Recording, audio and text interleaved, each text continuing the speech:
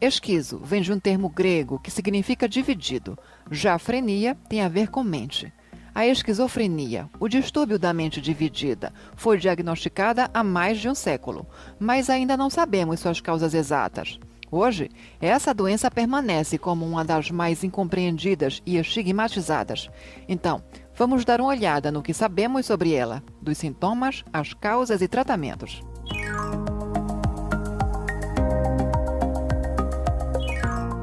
A esquizofrenia é também considerada uma síndrome, o que significa que ela pode englobar um certo número de desordens psicológicas, com sintomas semelhantes, mas com causas que variam.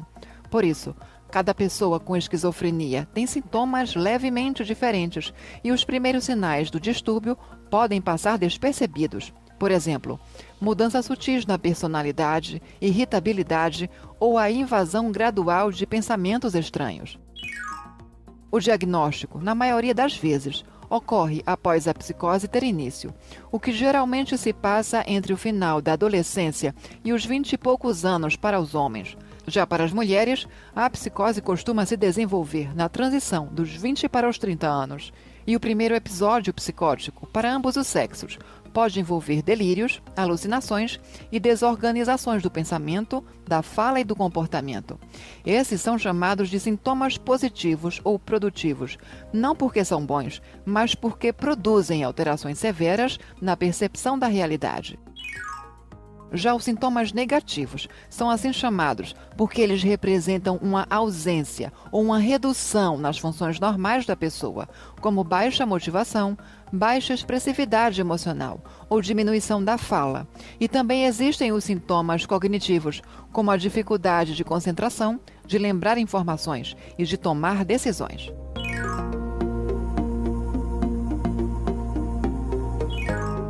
Mas o que causa a psicose?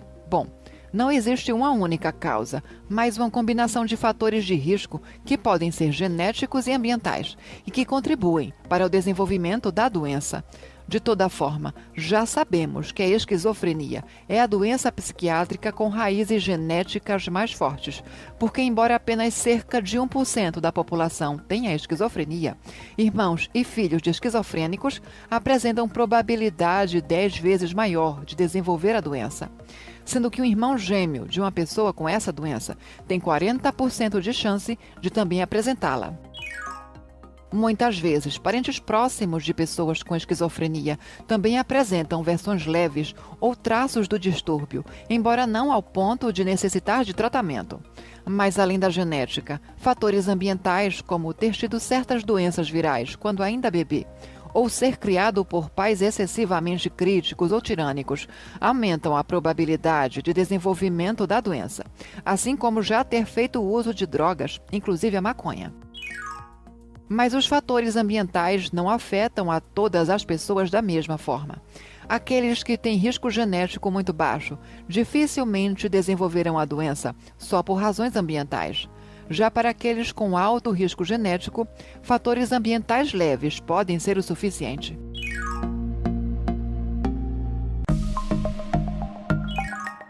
Os antipsicóticos usados para tratar a esquizofrenia têm ajudado os pesquisadores a identificar aspectos da doença relacionados ao cérebro. Os antipsicóticos tradicionais atuam bloqueando os receptores de dopamina e podem ser muito efetivos na redução dos sintomas positivos que estão relacionados a um excesso de dopamina em determinados circuitos cerebrais.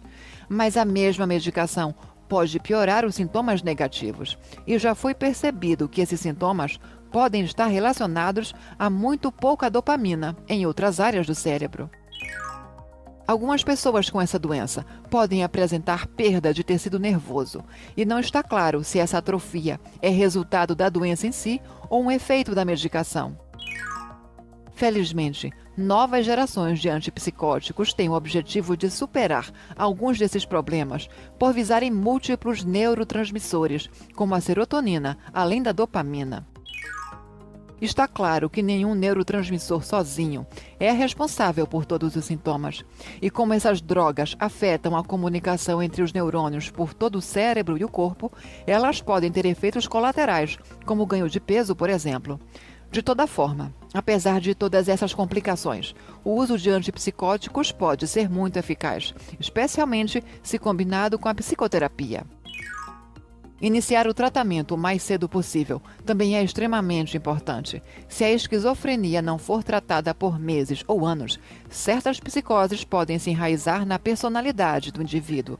E, infelizmente, o preconceito relacionado ao possível diagnóstico da esquizofrenia pode desencorajar as pessoas a buscar ajuda.